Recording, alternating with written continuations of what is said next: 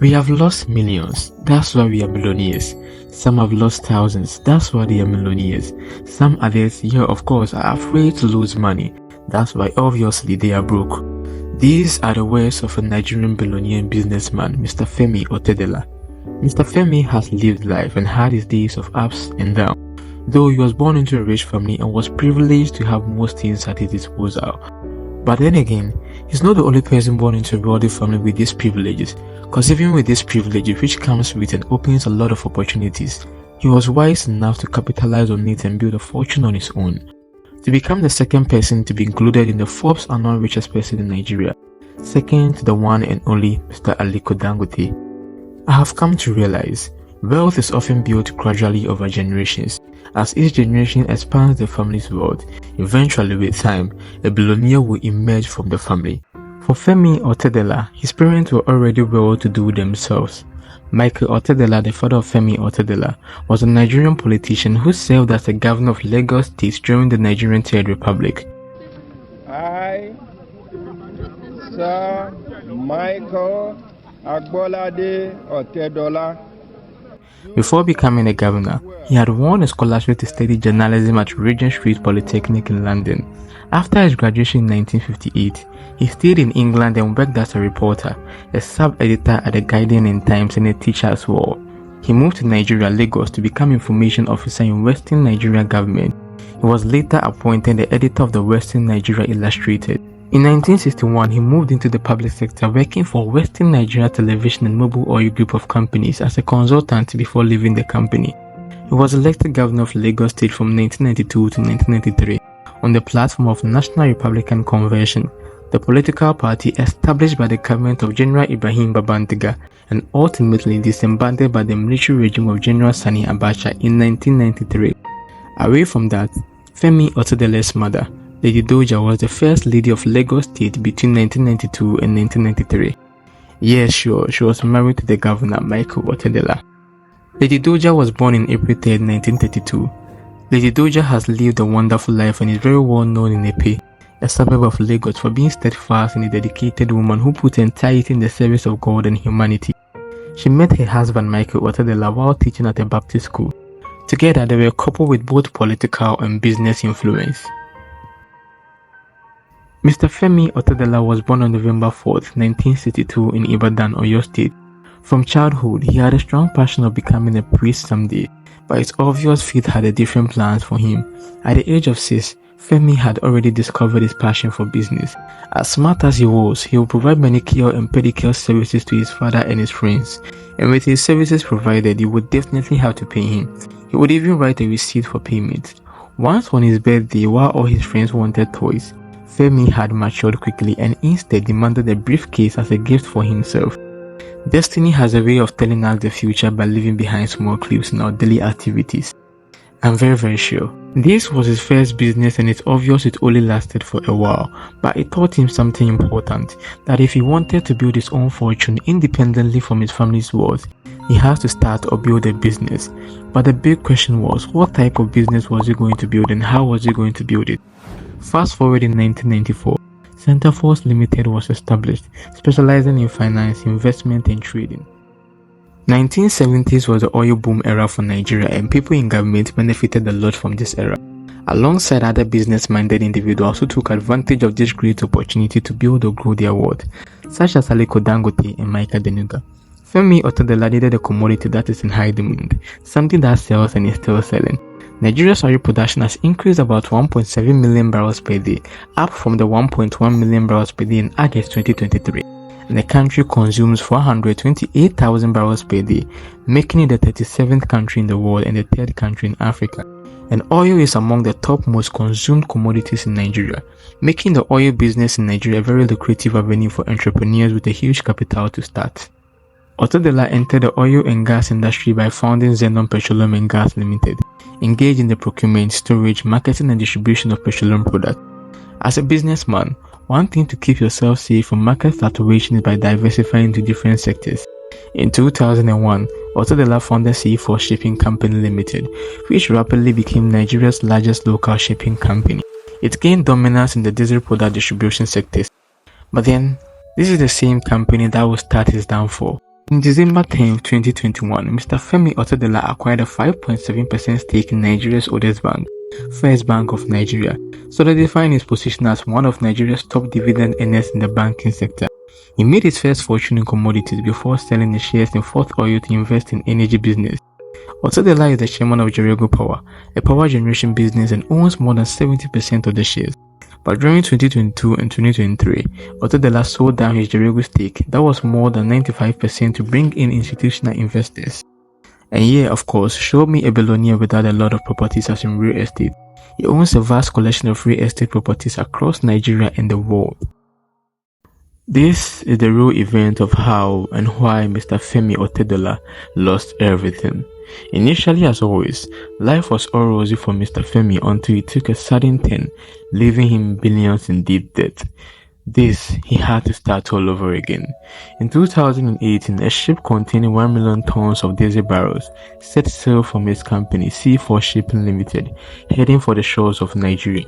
The owner of the vessel, Mr. Femi Otedola, has successfully grown the company to one of the largest in Nigeria, with over 500 fuel stations scattered across the country, according to Forbes. The company's growth was incredibly fast and brought in high profit. Then, the unexpected struck. They never advised me that, listen, you start up a business and God blesses the business from selling diesel in drums, 200 liters, to selling 500,000 tons a month.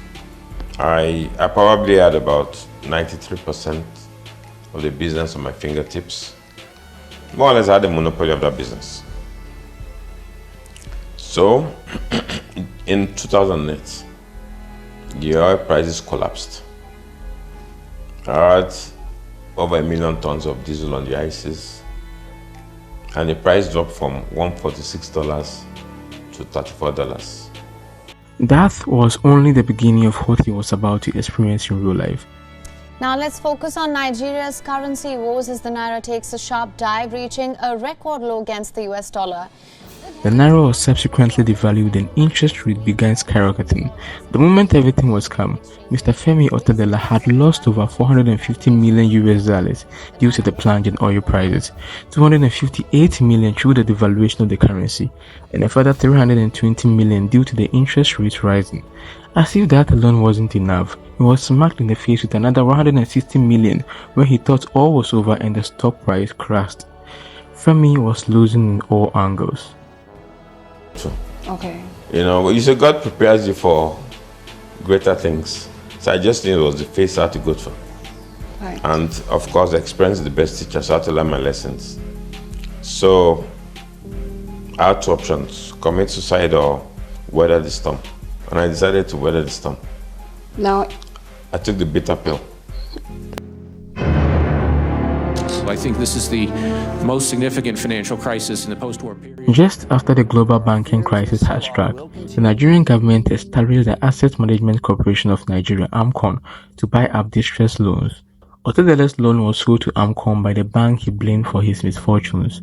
The bank had to shave off about 400 million from the debt, leaving Otedola 800 million in debt.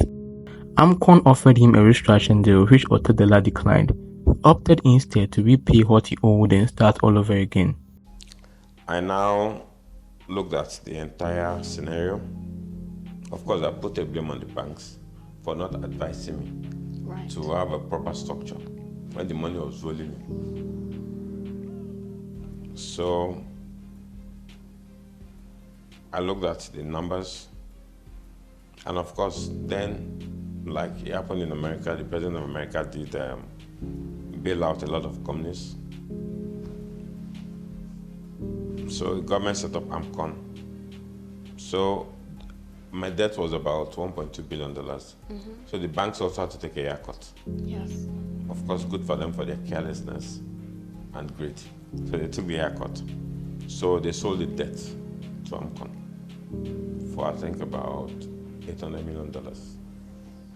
So they took the shave of about $400 million. So I was left with a debt of $400 million. So I sat with AMCON and said, listen, AMCON did offer me a restructuring. And I insisted no.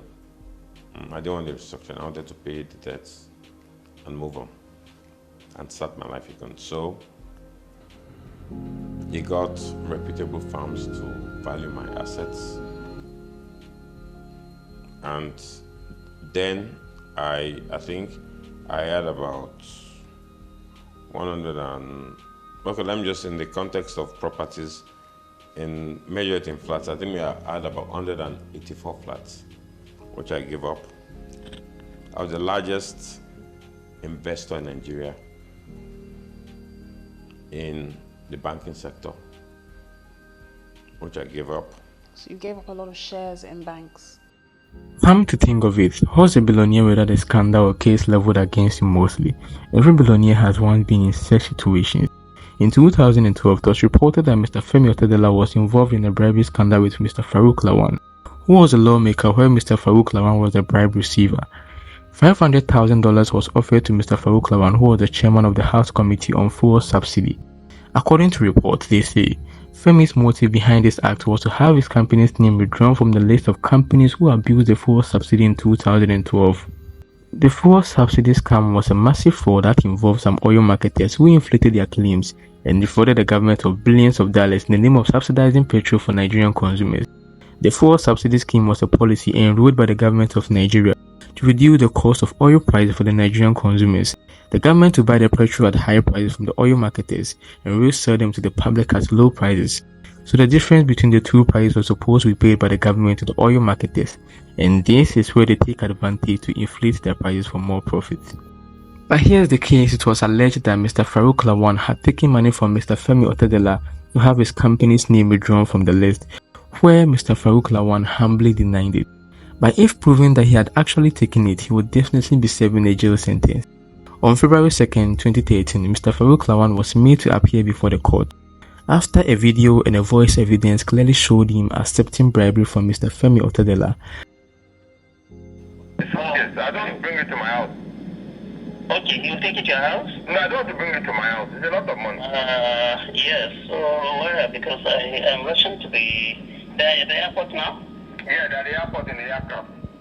And before they can come over now, unless I send somebody to the airport, I was coming, I can't buy the... Femi strongly asserted that he had reported to the State Security Service the alleged attempt by Mr. Lawan to bribe him and have his company's name withdrawn.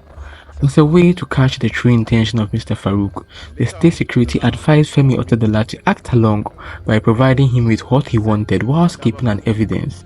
Mr. Farouk tried defending himself that he had also intentionally taken the money in order to report Mr. Femi later on. Before that, Mr. Farouk had already denied multiple times of taking bribe from Femi Otedola. Also, even if he had a good intention to report Femi, he would have done that immediately after receiving the money and not wait for months or before court procedures to bring that up. Mr. Lawan was clearly on the wrong side of everything. The case was definitely against him and was found guilty and sentenced to 7 years imprisonment. Mr. Femi Otedola has passed through many phases of life. The fact that he is still alive shows how strong he is.